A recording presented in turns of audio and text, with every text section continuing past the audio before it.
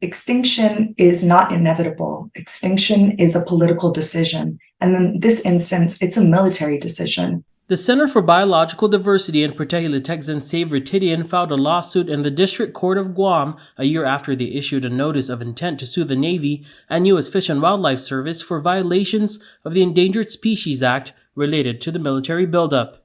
We gave them additional time because on good faith, we were hoping that they would on their own start to make good on their promises. However, their annual reports demonstrate that they still are continually lagging and foot dragging on imperative measures that are needed to ensure these species' survival and recovery. The Navy isn't in compliance, that they aren't doing what they've promised time and time again.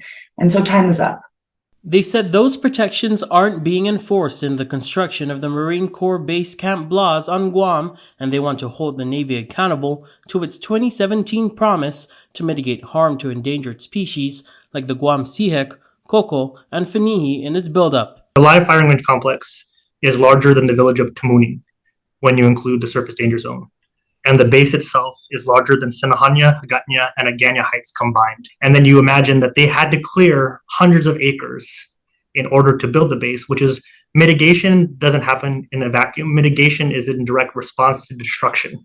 Their over 100-page filing also outlines the cultural impact. We have a long history of the military taking our land and now occupying land. And what this has done is it's already closed off access to sacred sites and culturally significant, culturally rich areas where we can connect with our ancestors, where we can collect our indigenous medicines. It'll close off fishing access. It closes off access to the original landowners. She said protecting native species is protecting heritage, and they can't be separated.